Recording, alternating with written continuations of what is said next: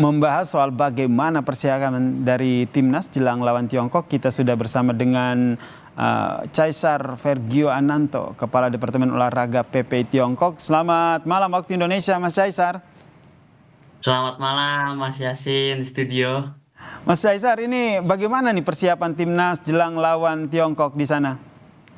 Iya, terlihat tadi sudah dilakukan latihan ya, latihan terakhir sebelum menjelang pertandingan besok melawan tim nasional China ya. Hmm.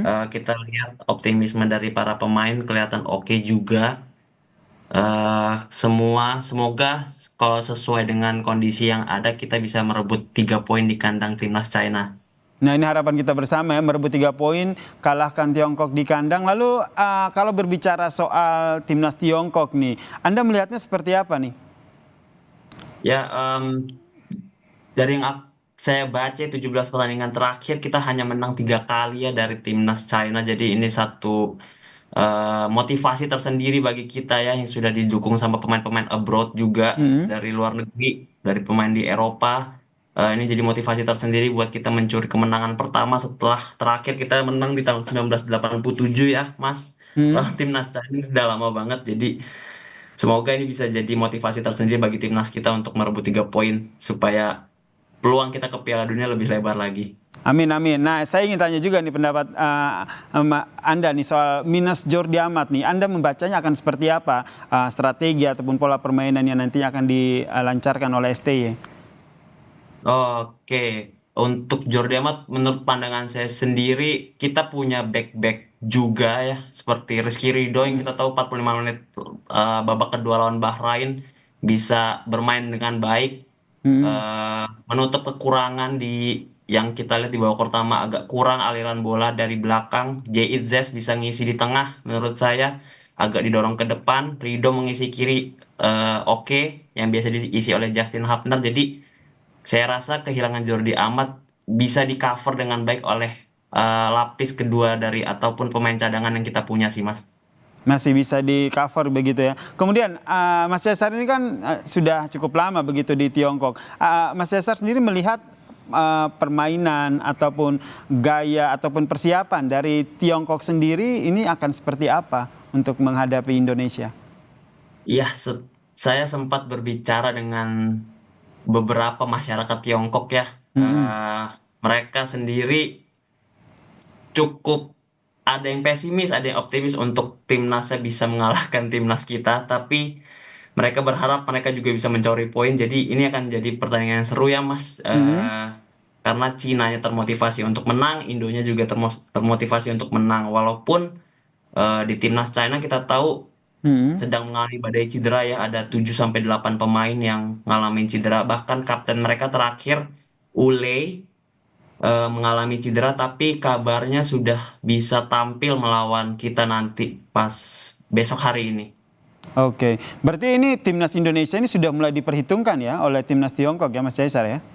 Ya, sangat-sangat. Bahkan beberapa rekan pelajar saya dari yang berasal dari Tiongkok mengatakan bahwa wah Indonesia sudah kalau bahasa China-nya Chin Pula Henta Apa sangat tuh artinya? berbeda dari yang dulu gitu loh, bahwa perkembangannya sudah sangat pesat gitu dari yang Mm-mm. dulu. Apakah mereka juga menyimak beberapa pertandingan dari Indonesia sebelum-sebelumnya? Iya, iya, sangat menyimak. Bahkan setiap kali timnas Indonesia main, saya selalu dikabarin untuk jangan lupa ya kamu nonton, timnas kamu main nih. Hmm. Kemudian soal cuaca nih, ini bagaimana nih kondisi cuaca di sana? Terus nanti apakah timnas Indonesia ini sudah bisa beradaptasi, gampang beradaptasi atau seperti apa? Ya, untuk cuaca saat ini kita memasuki musim gugur ya Mas di sini. Jadi di Qingdao bagian utara China dalam kondisi yang cukup sejuk. Jadi untuk para pemain abroad yang bermain di Eropa ini kondisi yang cukup nyaman bagi mereka ya sepertinya. Cuaca tidak terlalu berbeda jauh lah dengan Eropa karena cuacanya sedang sejuk dingin di sini. Hmm. Untuk kualitas stadionnya sendiri sudah ada info belum? Oh ya, kemarin kita sempat lihat. Mm-mm. kualitas stadiumnya ya. Terlihat baik ya rumputnya. Jadi kemungkinan besar dari segi permainan, kalau kita bermain dengan passing pendek, umpan kaki ke kaki, ini akan berjalan dengan baik ya bolanya kelihatannya kalau dari kondisi lapangan yang sudah disurvei hari kemarin oleh eh, teman-teman dari PPIT lainnya di Shantong. Oke, kemudian bagaimana dengan antusiasme dari warga negara Indonesia untuk menyaksikan laga timnas melawan Tiongkok?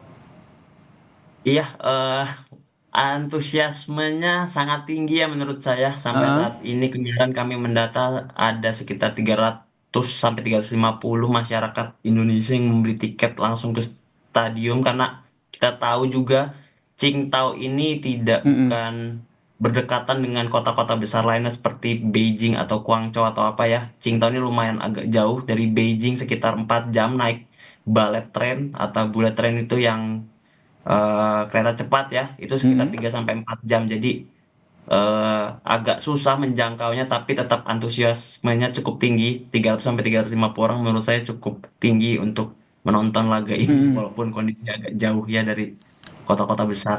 Tapi ini ada yang koordinir ya, Mas Cesar, untuk nonton bareng begitu langsung menuju ke stadion untuk nonton bareng laga timnas ini.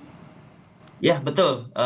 Ini dikoordinir langsung oleh kami pihak PPIT, Heeh. PPI Tiongkok bersama KBRI langsung mengkoordinir para supporter ini untuk bisa langsung menonton langsung ke stadium. Jatah tiket yang dialokasikan berapa, Mas? eh dari pihak China Federation Football Association itu memberikan jatah sekitar 1.000 sampai 1.500 sampai 2.000 lah. Tapi mungkin Oke. memang karena jarak dan kendala lain-lain Hmm. hanya terisi slot sampai 350. Hmm. Oke, kemudian ini nih, biasanya kalau menonton itu kan membawa atribut khusus nih. Kalau teman-teman di Tiongkok sendiri sudah nyiapin atribut khusus nggak untuk mendukung timnas Indonesia nanti? Ya, kemarin sudah sih karena kita mendata juga ya atributnya. Ada yang Hmm. membawa spanduk, ada yang membawa pastinya memakai jersey ya. Terus ada yang memakai Hmm. atribut-atribut lain seperti bando, topi, dan bahkan toa. Drum pun kita Hmm. kemarin sampai ada yang menyewa di salah satu tempat di China. Besok tinggal dibawa jadinya langsung ke stadium. Berarti termasuk menyiapkan yel-yel begitu ya untuk membakar Ya, semangat timnas betul, di sana betul. ya. Oke, ini termasuk menyiapkan koreo khusus atau yel-yel begitu ya, Mas? Iya, betul, betul. Kami menyiapkan yel. Nanti ada yang koordinir langsung di dalam stadiumnya. Berarti tiket hingga saat ini masih tersedia? Untuk tiket dari pihak China Football Association-nya sudah menutup untuk pembeliannya, tapi mungkin Mm-mm. beberapa tiket sisa di web laman resmi pembelian tiket masih ada ya, tapi mungkin berbeda tribun dengan di yang kita dapatkan. Eh, ini kan kalau untuk di daerah Qingdao, begitu. Kalau untuk di daerah lain, ini nih ada info nggak mereka menggelar nonton bareng begitu? Sampai saat ini di kota saya di Tianjin Hmm. ada nonton bareng, tapi mungkin tidak dengan skala yang besar ya, karena Mm-mm. peraturan dan lain-lain tidak boleh berkumpul cukup dalam grup yang besar sebenarnya. Jadi mungkin di perkamar mahasiswa-mahasiswa nonton bareng seperti itu aja sih, Mas.